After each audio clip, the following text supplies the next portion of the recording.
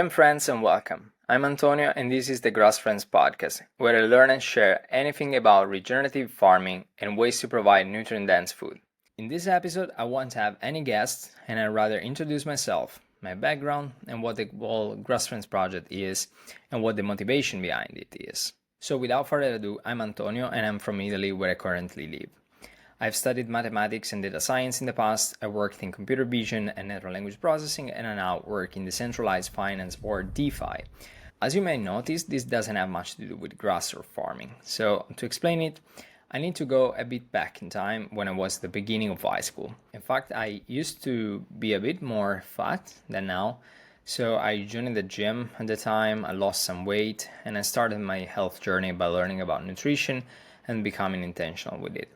I say intentional nutrition and not that I started following the right diet because it's been an evolving process by learning, observing the effects of certain food to my body and brain, and also adapting it every time.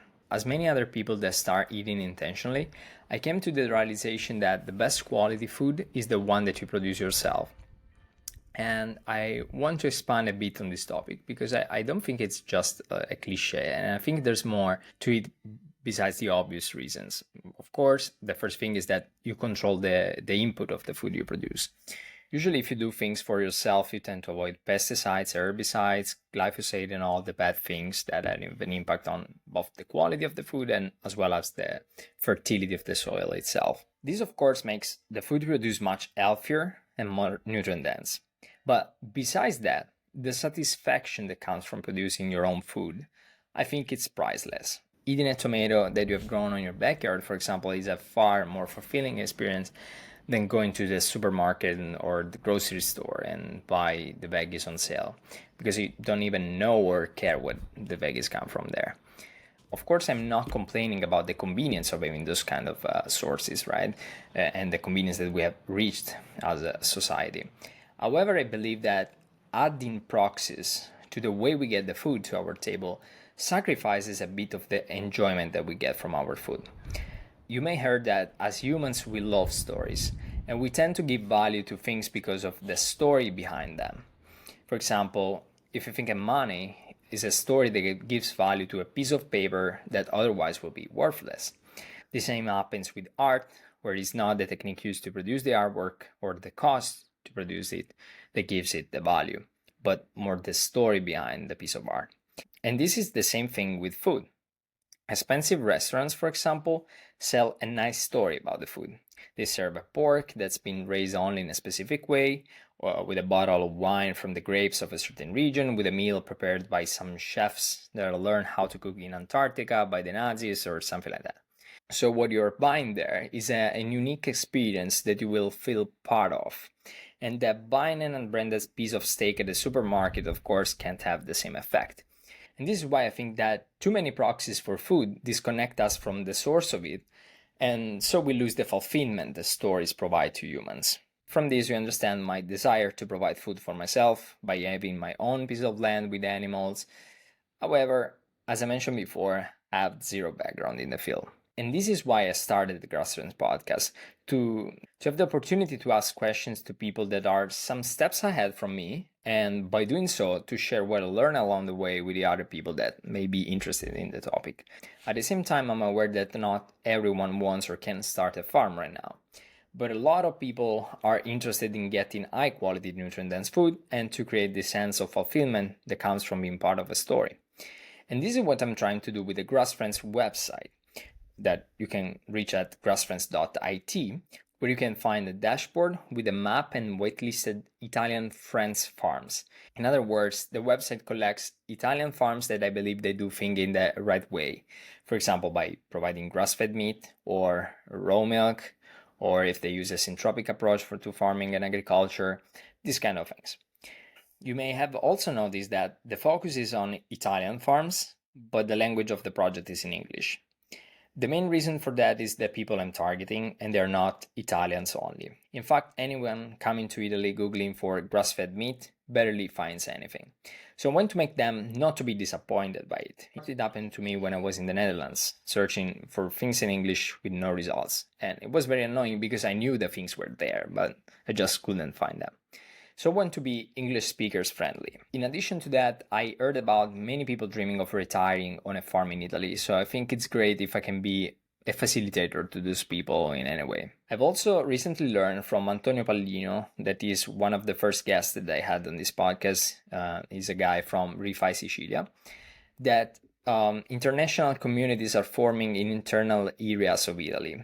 I also think that most of the resources I will share can be useful to a larger group than Italian-speaking people only. And finally, I am my own niche, and I don't listen to Italian podcasts. So I want to create something that at least I will listen myself. Another reason for doing this project is going to the direction of food sovereignty and self-sufficiency. For me, it's not about retiring in a farm and chill. It's more about setting myself on the path of a perceived freedom that I think financial wealth alone could not provide to me. I will sound like a Bitcoin maxi, but we live in a fiat world, meaning that reality is very often molded by the desires of someone else through laws or regulations. And since food is a very global issue, it very easily becomes the target of lawmakers and the like, sometimes for good reasons, with good intentions, but some other times with disinformation or bad intentions. Things can happen. You have probably read about the demonization of meat, especially red meat, proposals to ban it or to cease its consumption. If you look for raw milk also, you will find that it is illegal in many places and it's not that popular anyway. So if there would be no one to buy meat from, then I would love to be able to produce it myself. And again, the reason for that is not only getting the most nutrient-dense food on the planet, but also to experience the joy of being able to provide for myself, for my family, and lastly, to engage into practical activities that promote an healthy lifestyle. I mean, I already spend a lot of time in the gym anyway. I type the script of this episode by walking on a treadmill. I try to work outside whenever I can to get some sunlight and fresh air, as I'm doing right now, and to avoid mental breakdowns, and to have good night's sleep. So I think that getting my hands dirty by doing productive activities that stimulates my brain and my body at the same time, it's something that I would enjoy a lot. I've always had respect for people that have crafting abilities because I perceive them as resilient, and being resilient is something that I aspire to. Also, if I think of the education that children could get by living in contact with nature, as well as the health benefits of it, this makes me to believe that setting myself on this path is not the wrong choice, or at least this is a life I'd be proud of choosing. At the same time, I enjoy technology. I'm not against technological progress or electricity consumption or anything like that. I'm not an hippie. I don't want to make a step back to go full Amish or anything. On the opposite, the goal of doing this podcast and this website is to reconcile the two worlds that has been perceived as polar opposite, that are living according to nature and technological advancement. In fact, I found it very hard to connect with farmers nowadays, mostly because there is an age gap between them and me, and old people tend not to have any social network or website.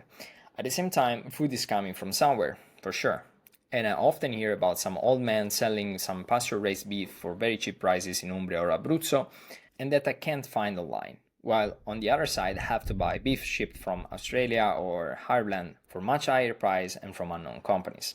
So hopefully I can fill this gap by bringing the farmers online and being able to connect with them offline more often, maybe by doing the podcast or just visiting them because I will have the information about them. I also hope that this project will connect me with like-minded people, that is, someone that wants to live a meaningful life, enjoying what nature has to offer, becoming the best version of themselves by living with a high time preference for their health. So in practice, if you subscribe to this podcast, you will have the opportunity to learn practices, tips, and stories from the experience of someone who is trying to produce nutrient-dense food in the modern world. And if you go on grassfrens.it, I'm trying to collect all the good Italian farms that I'm learning about. And if you go on the farms page, you can report your own farm or the farms that you get food from that you think that may be of any interest to other listeners or like-minded people. It depends on when you will listen to this episode, but at the time of publishing it, the website is in a very, very early beta version. So for whatever comment, feedback, requests, you can feel free to DM me on x.com, that is Twitter, and you will find me at Grass Frens without spaces, or you can write an email to grassfrens@gmail.com. For today, that's all. Thank you for listening, and hopefully I'll see you in the next episode. Bye.